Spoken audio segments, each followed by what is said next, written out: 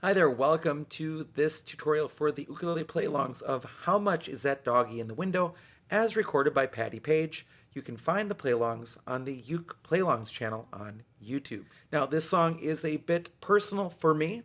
My dad turned 80 in 2025, and we had a good conversation about what role music played in his young life. And one of his memories was sitting and singing this song with his grandmother. How Much Is That Doggie in the Window? So I wanted to make a play-along for it. Turns out that it's a two-chord song, which is pretty great, great for beginners. So what I'm going to be doing in this video is I'm going to show you the chords you need for the song in both GCEA soprano concert tenor ukulele and for baritone DGBE ukulele, and then I'll talk about strumming. If you want to support the work on this channel, there are three things you can do. First of all, you can like this video. Second, you can subscribe to this channel. And third, you can always buy me a cup of coffee to say thank you for making this content at www.buymeacoffee.com/UkeStuff. All right, let's begin with the chords you need for How Much Is That Doggie in the Window in the key of G on GCEA soprano concert or tenor ukulele. There are only two chords. You have the G chord and the D7 chord. As a side note, you'll often see this labeled Hawaiian D7 because it functions like a D7. There's actually not a D in the chord, but it's okay because your ear supplies that D for you when you're in the context of the key of G. So those are the two chords you need to play. How Much Is That Doggie in the Window? Now let's talk about it on baritone DGBE ukulele. On baritone DGBE ukulele, you have two chords as well. It's in the key of G. You'll have a G chord and a D7 chord. And those are the two chords you need to play. How Much Is That Doggie in the Window on baritone DGBE ukulele? Now let's talk about strumming. As it comes to strumming, remember there was no ukulele in the original version, so there's not one right answer at all. There are three rules to strumming. Number one, play the right chord at the right time. Number two, keep a steady beat. And number three, make sure that whatever you are playing matches the music. So as long as you're following those three rules, you can almost do anything. However, I will give you an idea because people are always worried, like, what's the strumming pattern? What's the right pattern? Well, there isn't just one, but I'll give you one to use if you'd like to. So what we're going to be doing is we're going to be alternating between strings 3 and 4 with our thumb.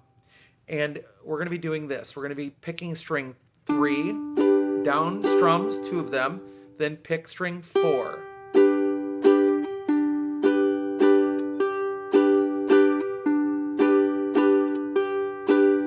Change to a D7.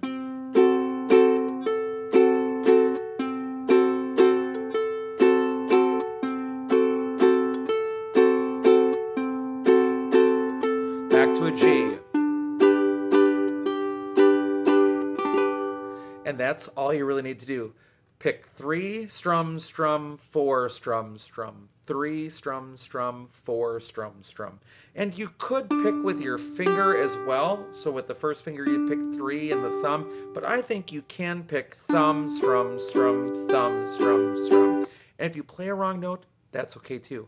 Let me also demonstrate on baritone DGBE. Baritone is generally tuned linear with a low D, whereas ukuleles generally are tuned reentrant, where that first G is higher than the C. There is low G too. And yes, I do own those ukuleles, but standardly, for example, school ukuleles, many of them are going to be tuned reentrant. So let me show you what it sounds like on a linear instrument as well.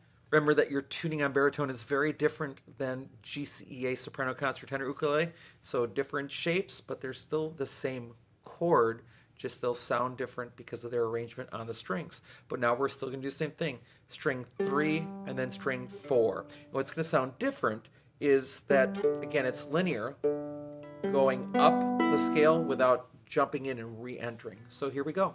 It'd be a G chord. 3, 4, 3, 4.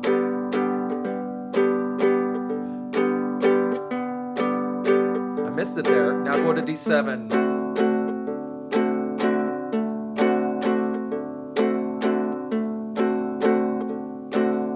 G. Now, what happens if you mess up? Nothing. You just keep playing. Keep going. It's okay. You'll get it the next time. All right, so with those chords and that idea for strumming, that's all you need to do to be successful on How Much Is That Doggie in the Window which again has a neat connection for me because it was one of the songs my dad remembers singing as a little boy with his own grandma. Thanks so much for joining for this video. I hope you're having a great day, and I'll be back soon with some more Uke stuff for you.